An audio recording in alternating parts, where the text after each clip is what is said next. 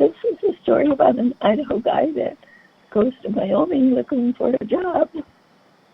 There was a video on the History Channel by Roger Mudd, and even at that time, George was still a mystery.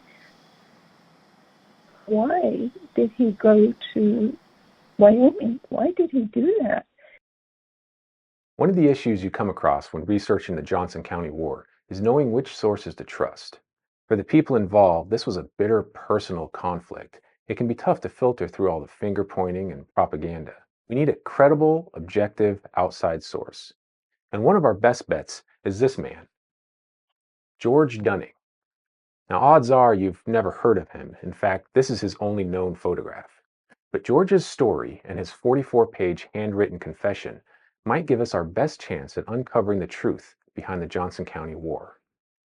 Dow Dunning was my great-grandfather, and he had an older brother by 1 year, George Dunning. They were born in Michigan, and in 1877, the father, Josiah Dunning, and the two sons traveled west.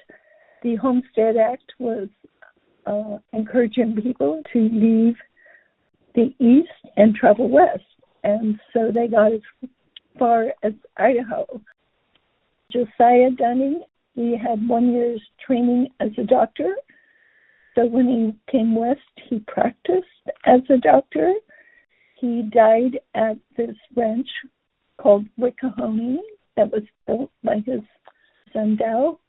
There's a lot of history written about Dow Dunning because he got into politics. He saw how politicians were treating the people, the ranchers in Idaho, so he decided he would get into politics.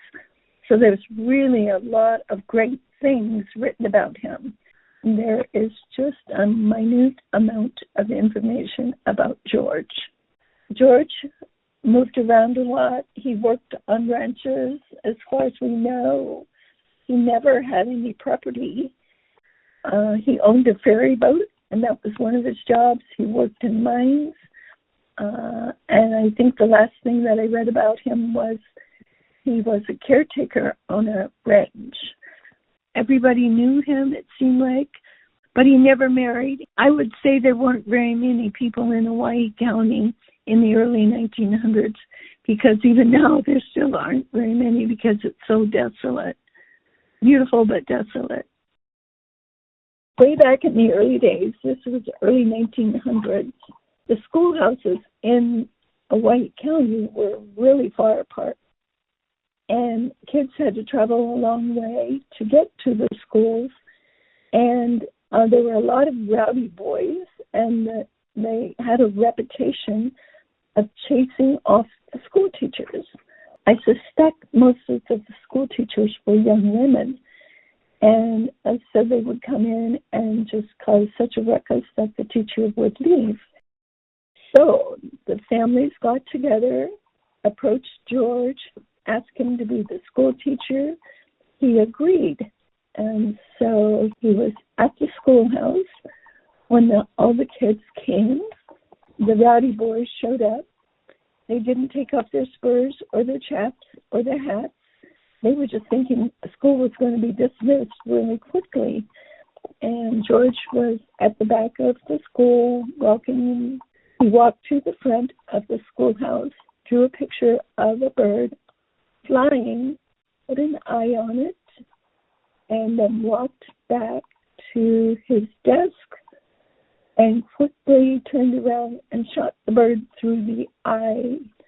School was in session. That was the way schools were back in those days. George's teaching methods probably wouldn't fly today. However, in southwest Idaho, he was well-liked and known for being even-tempered. It was noted that George never turned his back to any man. He never went looking for any trouble, but could more than hold his own in any given situation. But even a good reputation is no guarantee for financial success, and by early 1892, George was tapped out. He had sunk all his money, $1,484, into a mine near Silver City, and George was waiting for his claim to be paid off. By this point, George was broke, horseless, and had even been forced to pawn his revolver. While he was walking the 60 miles to Boise, George received word that a man wanted to talk to him about working for a cattle outfit in Wyoming. The job was being put out by the Wyoming Stock Growers Association, who'd had problems with cattle rustling. He was involved in mining, and he was supposed to get some money that was going to, help him live. And he hadn't received it by the time he got this invitation from a group in Wyoming to come and help them kill rustlers. There were people that were rustling cattle, and they needed help. In Idaho, he had belonged to two cattlemen's associations, and there was always trouble. Almost immediately, George wrote, he could tell something was wrong. George had had his own experience with an Idaho Stock Association and had himself been accused of illegally branding cattle, so George didn't exactly trust rich cattlemen. But George had to walk through Nampa, and while there he was approached by the town mayor, John Stearns, who told George about the cattle thieving going on in Johnson County.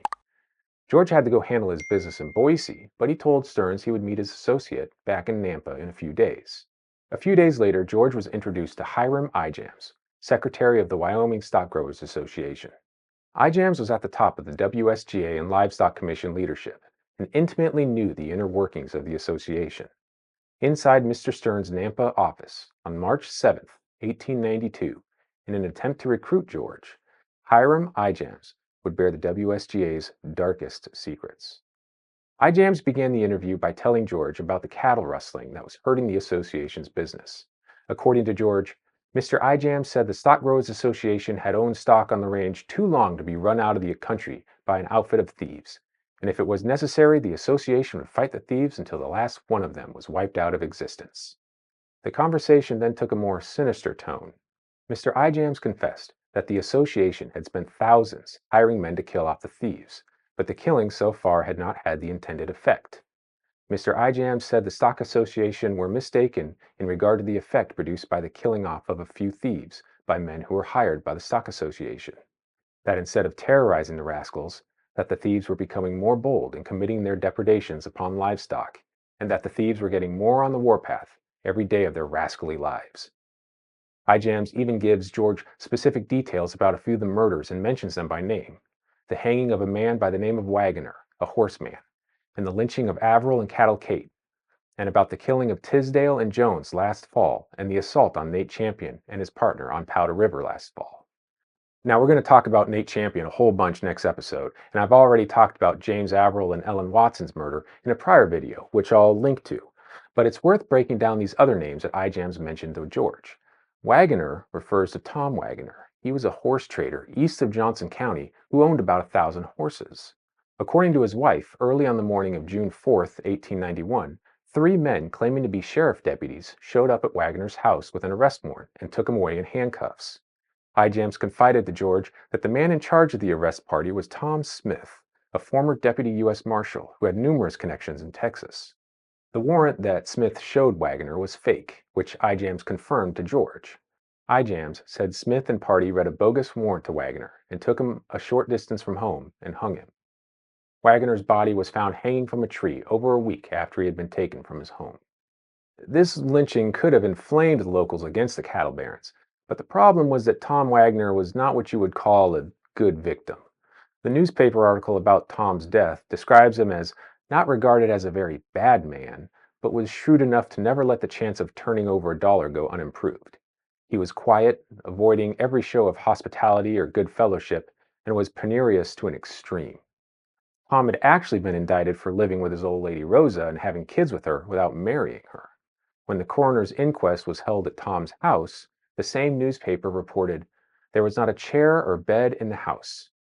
A bench, a couple of logs on end, and boxes were the only seats.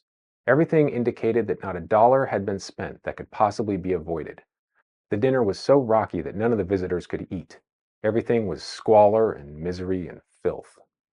It wasn't until the next year, after shooting started and the two sides were looking to demonize each other in the court of public opinion, that Wagoner's case would receive more attention. Only then would Jack Flagg write, Could any devil in hell perpetrate a more heartless and diabolical piece of cruelty? Just think of it.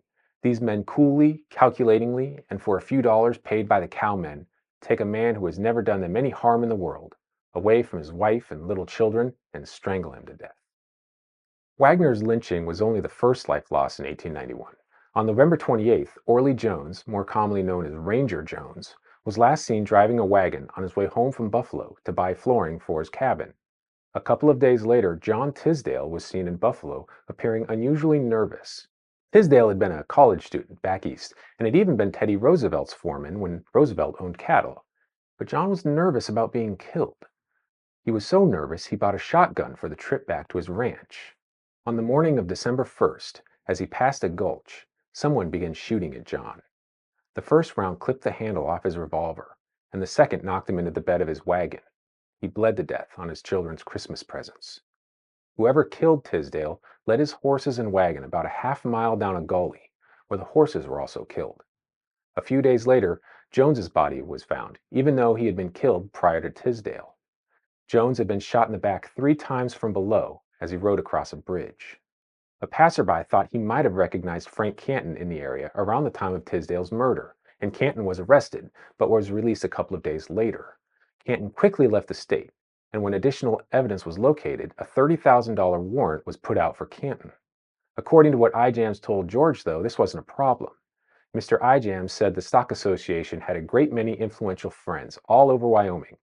He said the association paid no attention to the courts in Johnson County, that all the courts were on their side.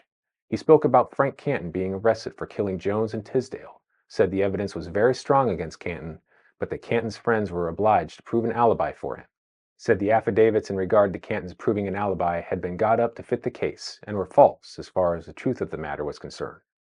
That it was no trouble for the Stock Association to procure affidavits to fit any case. According to Ijams, the killings had created too much attention among Johnson County's residents, and so the hit squad had to stop. For 1892, instead of another hit squad, the WSGA would recruit an entire mob, dozens of men, to go to Johnson County and kill any rustlers they found. Any man who joined them would be paid $5 a day, plus a $50 bounty for every man killed. Ijams still had some planning to do and an upcoming meeting to attend, but if the plan was approved, he wanted to get it underway before the spring roundup. He told George the estimate was that when about 30 of the thieves were killed off, that 300 or 400 people who were in sympathy with the thieves would get up and leave the country the best way they could. The cattle barons would then swoop in and collect the cattle. Ijams told George he would mail him a letter when the plan was approved, and to see if he had a few friends who were interested that he could bring along. So when the Stucklers Association from Wyoming contacted George, somehow they came to Idaho looking for a man that was good with a gun. I do not know how they discovered George, but they specifically came looking for him. And because he didn't have a horse, a saddle, a gun, and I wasn't even sure where he was living, he was kind of in a bad way financially. In his confession, George wrote, "I could not conceive how Ijams could imagine that I and my friends were composed of the right material for a mob. Well, I think I know why. It involves an area near a modern campground in Owyhee County named China Flats. That area got its name through the actions of a man named William Vickers. 5 years before Ijams' interview with George, Mr. Vickers had roped a Chinese guy on nearby Whiskey Hill Road and dragged him to death. The victim's body was found near the flats and presumably gave the flats its name. Vickers had also stabbed a guy in the gut during an argument and then escaped the Silver City jail. The guy was a public menace, and the Owyhee County Sheriff deputized George Dunning to bring him in. After almost a week, George found Billy Vickers asleep with some of his friends and forced one of the men to handcuff Billy. Then they all went to a nearby house for breakfast. What? Everybody's got to eat. As Vickers walked into the house in front of George, the women and children of the house suddenly blocked George from getting inside. One of Billy's friends pushed a revolver into his hand, while also taking a shot at George. Billy and his friend exchanged shots with George, while the lady of the house also tried to grab George's rifle. George was tempted to shoot into the room where Billy had fled to, but some kids had run into the room, and George didn't want to risk hitting them. George made a tactical retreat, but figured Billy would head to another nearby ranch house. There, George surprised Billy in the kitchen and told him to put his hands up. Billy went for his gun, and George shot him in the head 3 times. When George went outside to leave, Billy's friend also shot at George, but hit another man in the leg. George shot this young guy also in the head. The incident made the front page of the local papers and made such an impression that years later, the same week that George was meeting with Ijams, he was remembered as the man who acquired some reputation by killing the desperado, Bill Vickers, a few years ago. News of this incident probably impressed the WSGA leadership so much that when it came time to hire killers, the secretary himself made the trip to pitch the idea to George. The thing was, George had a reputation for working against Idaho's Stock Association. The way he figured it, he had more in common with the folks the WSGA was targeting. He decided that either Ijams thought George could be bought off, or the whole thing was a fake. It wasn't until Ijams' letters started arriving that George realized it was real. George did his homework and asked around about Johnson County. He wrote, "The other men I saw and had conversations with seemed to have about the same idea about matter in Johnson County. They all spoke of the people as a law-abiding class of people, and all agreed that the Wyoming Stock Growers Association of Cheyenne had been importing assassins from Texas and other places in Wyoming for the purpose of shooting people from ambush, whom the Stock Association styled rustlers or thieves." George then reached a fateful conclusion. If Ijams meant anything by his propositions to me, I supposed he meant to recruit an outfit of men and have them go to work in Johnson County in his cow outfit, and then see after he was well acquainted with the men how many men he could select out of the outfit that were of the same stripe that Frank Canton had been represented to me to be. George is going to Wyoming, but just to work cattle. But he still suspected that there was something up that wasn't right. But he eventually went. But before he went, he gave the letters that he received from the Stockmen's Association and other information that he had to prove that he was going to Wyoming in case something happened where he would get into trouble. When Ijams sends George some money for the trip to Cheyenne, the first thing George does is get his revolver back from the pawn shop. He arrived in Cheyenne on April 2nd on the 5 o'clock train and almost immediately is met by Ijams.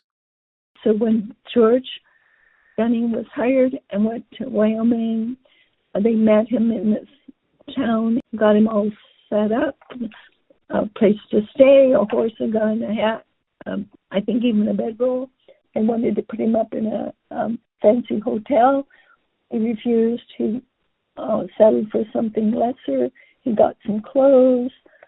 We think maybe that's when he had his picture taken. We're not exactly sure, but it just kind of seems to fit the picture. He's really well groomed. Looks like a brand new suit. And that is the only original picture that we have of him. So they got him all set up, and then he said that he talked to some of the other people that were there that were going to do the same thing he did, and he knew something was amiss. From the other hired men, George learns the full extent of the plan. The mob would first come to Buffalo and kill off what men they wanted in town, that they would shoot or hang up the sheriff and his deputies, and would depose the civil authorities and keep possession of the town until the Stock Growers Association could have their own officers take charge of the courts of Johnson County. The standard rifle cartridge the U.S. Army used at this time was a .45-70, meaning the bullet was .45 caliber and the cartridge was loaded with 70 grains of black powder. It's a stout, powerful load that was known to bruise many an Army private's shoulder with its recoil. The rifle Ijams buys for George is chambered in .45-90, with over 20% more powder and one of the most potent rounds available in the West at the time. George also learns another bit of info about how far up this plan reaches. When he brings up the idea that maybe the Army would intervene and stop the mob from moving north, he's told Governor Barber had the running of the soldiers and he would not allow them to molest the mob, that Barber helped plan the raid the mob was about to make, and that the officers at Fort Russell were friends of the stockmen. On April 5th, Ijams informs George the plan has been approved by all the WSGA members and drops some big names to George, among them Senators Carey and Warren and Governor Barber. The scheme was now authorized to proceed, and the organizers wasted no time with its execution. That evening, a special train leaves Cheyenne, bound for Casper, equipped with horses, supplies, and over 50 men from Texas, Wyoming, and one lone man from Idaho. There's no going back now.